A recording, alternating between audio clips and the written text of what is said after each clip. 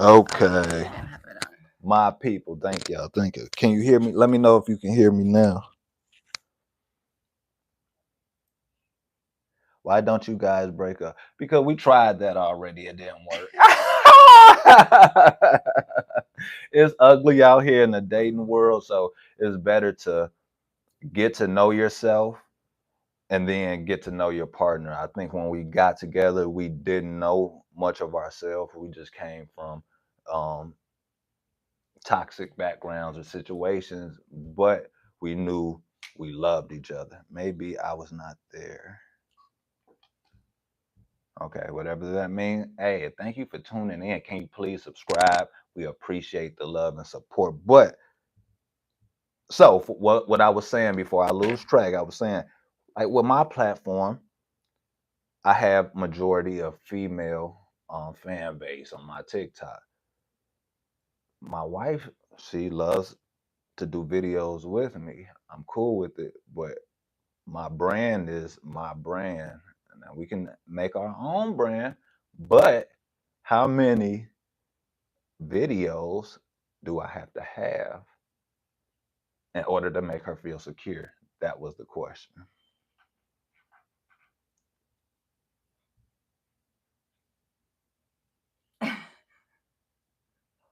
Wow, was that for me? Did they say I just fell from heaven? I think so. Oh, hey, shout out to him, but we're gonna stay on track because I am ADHD and I will get off track and I'm emotional. Okay, so the next question is, why do you feel modern day women are feminists? Said no for the girl. Ah, hey, she's mine. Leave her alone. But look, why do you feel modern day women are feminists, babe? So I think that women felt suppressed for so long and they felt stuck in certain situations. Um, and so they were forced to become independent. And it's led to the level of independence that women have nowadays. And I think it's pulled um, people away from like traditional values of families and marriages. Um, so really, it's because like I said, they were forced to become independent because of things that were going on within the household. Men weren't being men, and now with that leaving single family single mother homes, they're forced to be independent, and that independence is then taught to the children, that's taught to the children, and taught to the children. So now we have a world of everyone, not just women, men, and everybody just thinks they're independent, and they've lost the roles of like what a family is for like a wife and a husband. I think that was dead on. Now, do you think that is considered to be a generational curse? Yeah, yeah. And what would you think would be a solution in breaking that generational curse on women thinking they are the leader of the household? Because it's a mental thing. It's not always a financial thing. I know in society, a lot of people think whoever has the finances runs the household, but spiritually, that's not how it's structured. So, sticking to the spiritual realm, what will be the resolution and getting order back? You see what I'm saying? Because a man can be a beta but still be a leader. Does that make sense? Bringing God back into the household, into the families. It's been wiped away. So, or like forbidden, or, taboo to talk about, or to um, proclaim your faith, and people are forgetting to teach their children about God. And so it Mm. just continues to have that lack thereof passed down to generation. So the answer ultimately is you need to put God first in the household. The man has to follow God in order to be able to lead the female properly. The female has to be able to trust the man enough to follow his vision of what God has for him, and you guys work together as a team, not a competitor. The female is not the lead, but the female is not under the man either. They are a team and they are one. So ultimately, that's my perspective on how you make a happy marriage work out. Okay, so we're going to move on to the next. Why are men deceptive? Deceptive, deceptive. Why are men deceptive? It's a good one. Hey, I keep it 1,000. So I think it's all about intent. Um, if a man is being deceptive, then that's, what is his intent behind that? So he is lacking God in his heart if he's being deceptive. absolutely. I think that's a human being thing. I think whatever your intent is, whether it be money, whether it be looks, whether it be you want a pretty baby. I mean, these you think is abnormal, but this is the normal way of people thinking of how they create their future. And if, like I say, you don't put God in that, um, guess who's the father of deception? It's just 100. It is the devil. So knowing that, you have to be on guard with God's word to understand where you're at, or you're going to think what you're doing to survive is the way to live, and the whole time you're tricking yourself out of peace and glory. Okay, why what do the typical female look for in a man? What does the typical female look for in a man? So for me, I would look for, And um, we're gonna go for you and for the majority of the people you know.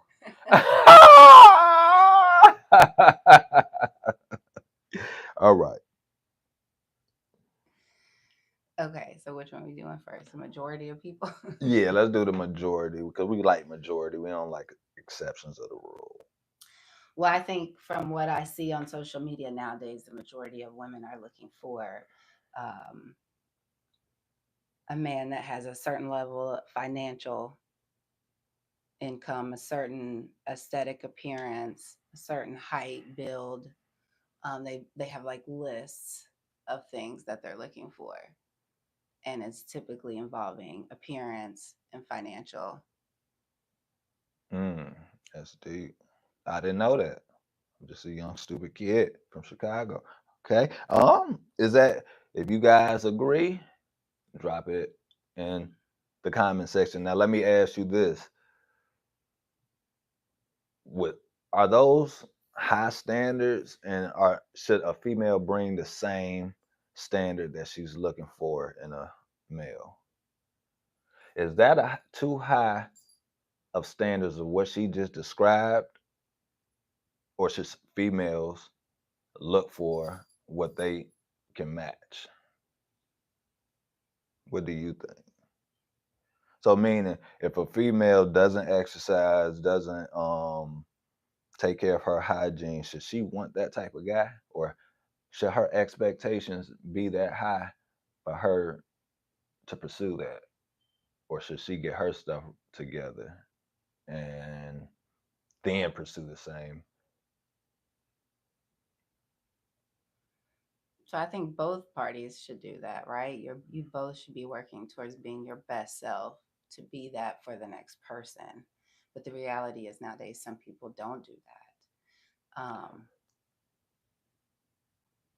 You look like you was about to say I something. was. Go I don't want to ahead, go cut you ahead. off. No, I was just saying that because at the end of the day, we not compare females and males aren't the same. Do we have that same Oh yeah, understanding? totally, So when you totally. compare But you female, have to be your best self regardless of what if you're male or female, right? Because the male has to be um in a good mind space emotionally to be able to be the leader that he needs to be for the woman or the family or whatever, right? So if they're not Absolutely. their best self, the female isn't their best self either way. Something's going to be a discord, right? So Okay.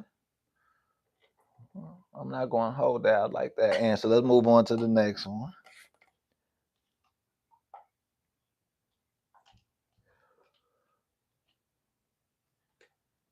How do you deal with your in-laws if they don't like your partner, you or your partner? oh well, you just have to set boundaries. What do you do if your in-laws don't like you or your parents don't like your significant other? Set boundaries was the final answer.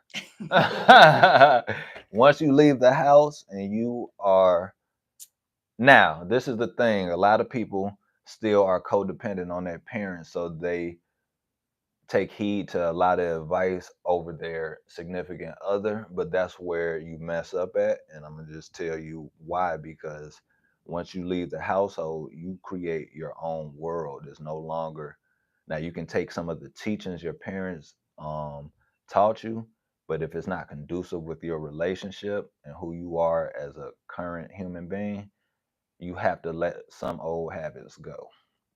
So once you get into a relationship or a marriage, you must set your own standards, boundaries, and rules, and you guys abide by those, not what your parents was. So don't be grown expecting help from your parents is the message I'm getting to. Once you become a certain age, you guys work hard, put your money together, and you guys become one and create your own kingdom. And if your parents can help when they can, cool. But your job is supposed to be to build the empire to be able to help your parents when they get to a certain age. All right.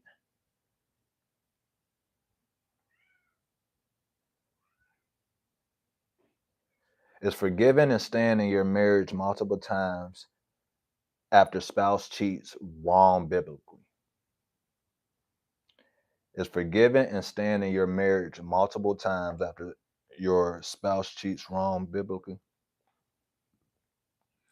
It's not wrong biblically, but it is the one thing biblically that grants grounds for divorce. Hmm. And that she said it perfectly. All right.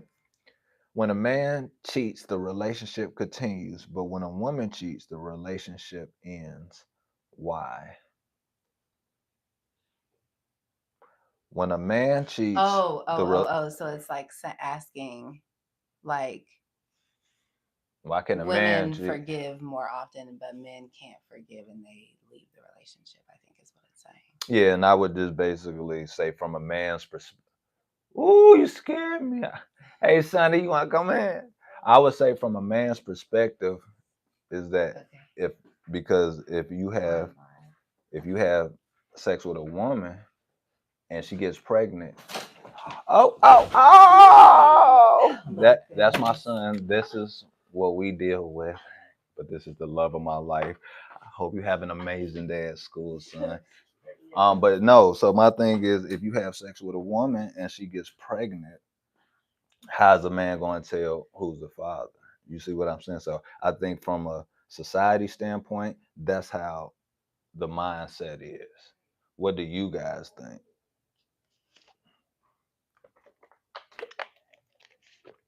All right. So let's see what.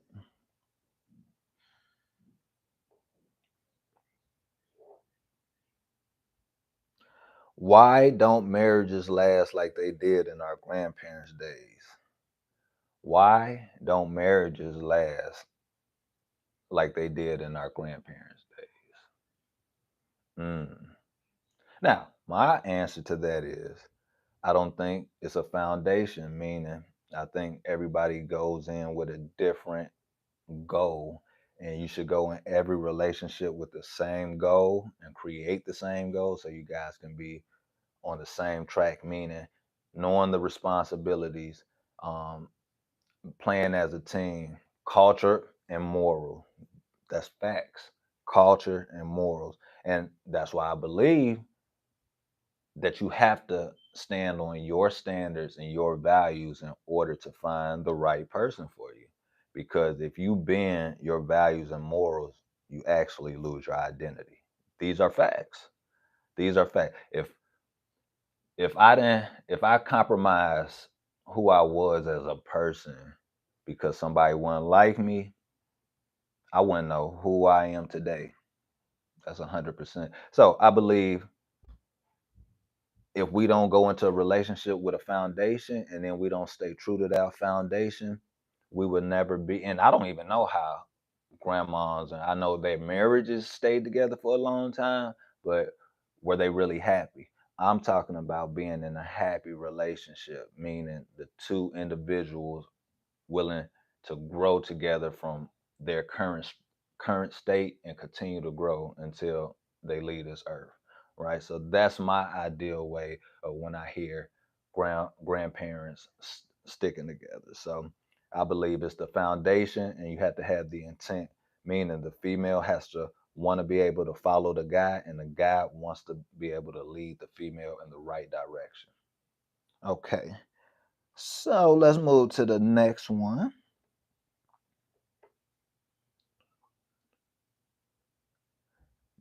100%.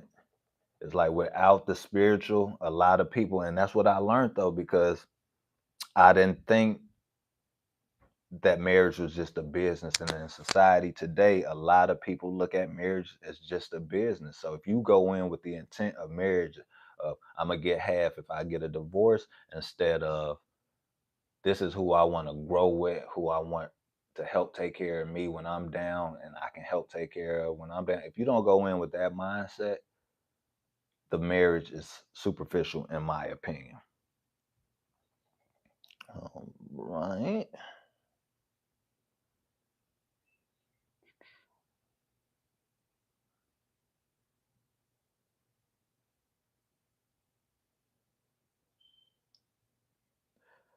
A man knows if he wants you or not. If a man wants to be with you, he will pursue you. You don't have to pursue a man. If is that true or false? If a man wants to be with you, he will pursue the woman. The woman don't have to pursue the man. Well, in my opinion, I think that's true. But I think it's a give and take. No man should have to go through obstacles in order to prove his love for a woman. I think there's going to be opportunities where the woman can show that she is all that he needs, not everything that he probably wants, but all that he needs. And there's going to be an opportunity where the man is shown that the woman is all he needs.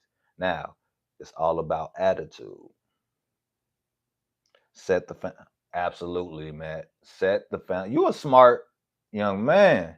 Set the foundation of the relationship. That's in simple terms. I can be long drawn out all day, but set the foundation of the relationship.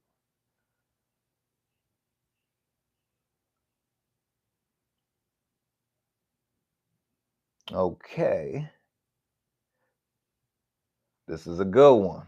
A man who hides his phone, deletes messages, and moves in secret isn't being private.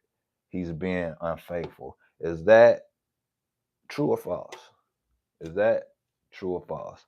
A man who hides his phone, deletes messages, and a man or a female, a man or a female, are they being private, or do you think they're being unfaithful? Matt say true. I'm about to give you my answer in about 10 seconds.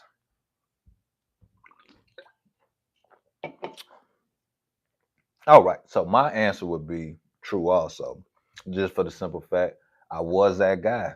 When you look back in hindsight, hindsight is 2020, and I remember distinctively where I had to sleep with the phone under my pillow. You understand? Just because I'm like, oh, I don't want her to go through the phone, and I'm the type that I don't hide anything. So I was definitely trying to be sneaky. So at the end of the day, that's how you grow, is when you just take accountability, and I agree with it. And once I stop doing that, and now she can go through my phone, I don't wake up with PTSD anymore. Hey, I appreciate you guys for tuning in. I'm about to log off. These are all the questions. She had to go get the little man to school. But Matt, thank you guys. Y'all keep watching me. Keep engaging, and let's keep talking about social topics. Until the next time, I love y'all. Keep y'all head on the swivel. Help only who wants to be helped. I'll see y'all in a minute.